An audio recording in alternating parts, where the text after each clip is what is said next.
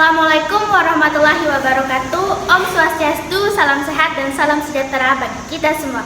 Halo Sobat Gizi, kembali lagi di podcast Bersegi, berbincang seru tentang gizi. Bersama saya Alia, mahasiswi Poltekkes Kemenkes Mataram, jurusan Gizi, Prodi Sarjana Terapan Gizi dan Dietetika.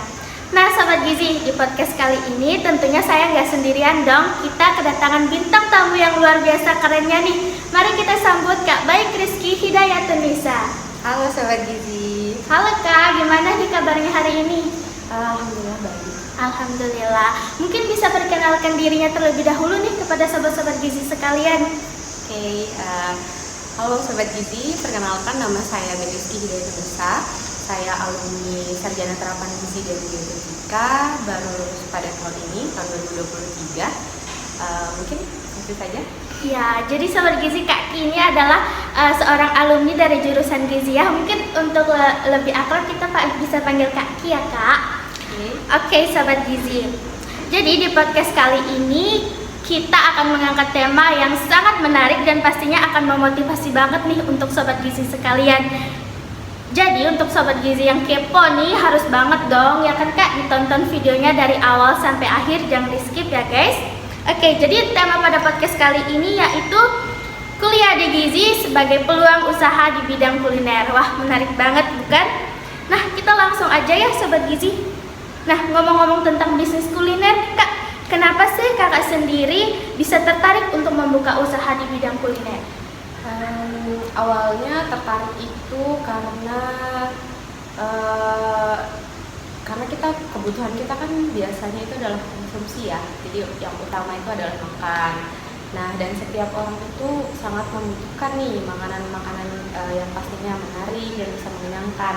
Nah, itu jadi peluang tersendiri. Makanya saya tertarik untuk di bidang ini gitu, di bidang kuliner. Oke, luar biasa sekali ya guys. Oke, kita lanjut ya Kak ke pertanyaan yang kedua nih Sobat Gizi.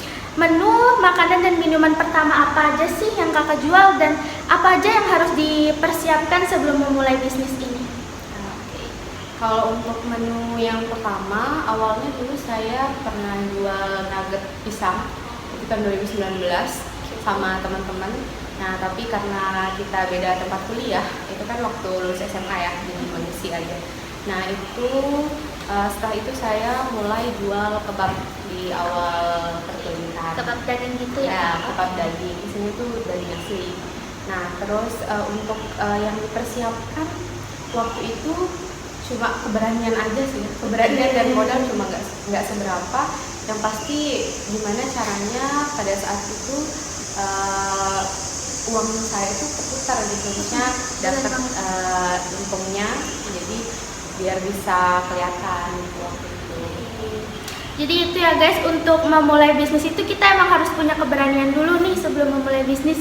Di luar biasa sekali ya Kak Kini bisa membangun bisnisnya di bidang kuliner yang usianya bisa kita bilang cukup muda ya guys. Oke, kita ke next questionnya ya Kak. Menarik nih pertanyaannya. Apakah ada hal yang membedakan usaha makanan Kakak dengan usaha makanan lainnya nih di Pulau Lombok ini? Oke, untuk yang membedakan itu karena kita basicnya adalah orang gizi, itu pastinya kita punya nutrition fact-nya, nilai gizinya. Ya, informasi nilai gizi itu ya. Informasi nilai gizinya, kalau yang saya pakai itu ada informasi nilai gizi di takoyaki dan ada di salad roll. Nah, yang membedakan produk makanan saya ini dengan produk makanan yang lain, yang pastinya di takoyaki itu saya pakai bahan-bahan yang ada protein hewaninya, ada protein nabatinya, dan juga ada sayurannya. Jadi kalau untuk sumber karbohidratnya juga sudah ada. Jadi di sana kita bisa bilang lengkap lah ya untuk sebagai dijamin makanan. Ya. Dan juga sudah ada nutrition fact-nya, sudah ada nilai gizinya juga di sana. Jadi lengkap ya. Ya. Nah Sobat Gizi, ini nih yang membedain produk Kak Ki dari produk makanan lainnya di Lombok, yaitu produk seorang ahli gizi. Yang dimana di produk tersebut ada nutrition facts-nya, yaitu informasi nilai gizinya. Jadi sobat-sobat gizi sekalian nih nggak perlu bingung dong mikirin kalori makanan ini tuh berapa sih, dan yang pastinya udah tentu sehat dong. Jadi kalau mau beli suatu produk tuh harus dari produk seorang ahli gizi ya Kak, yang udah terjamin sehat dan kualitasnya Gitu ya Sobat Gizi. Oke, mungkin kita next ke pertanyaan yang selanjutnya. Sejauh merintis usaha ini, apa aja sih suka dan duka yang udah kakak alami selama ini? Kalau untuk suka dan dukanya itu, kalau untuk orderan fiktif itu sampai sekarang sih belum ya, tapi semoga nggak usah. Tapi kalau untuk biasanya ini sih, kalau nunggu curian tuh ada yang kadang lama dan juga Biasanya ngaret gitu. Iya, ngaret dan kadang kalau kita cek lagi kadang ada yang nggak on, tapi itu mungkin nggak sengaja atau gimana. Nah jadi itu palingan suka dukanya itu karena waktu aja sih, agak lama nunggu dan nyari alamat biasanya lumayan nyari alamatnya lumayan agak membingungkan.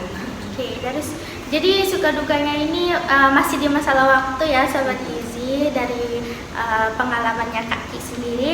Oke nih Kak, last question nih, pertanyaan terakhir. Untuk konsumen, kebanyakan dari kalangan apa aja sih Kak yang beli produk kakak ini? Kalau saat ini itu dari anak muda sih ya, dari anak muda yang anak kuliahan itu ada, dan juga karena ini juga ya, dosen-dosen kita sangat mendukung produk alumni dan juga iya, luar mahasiswa. biasa sekali. Iya, jadi Saya kemarin ada tuh lihat VT kakak lewat di TikTok. Dosen-dosen sangat mendukung dari produknya Kak Ki ini guys. ya, karena dosen-dosen gizi sangat suportif ya, kalau kita punya usaha Benar banget.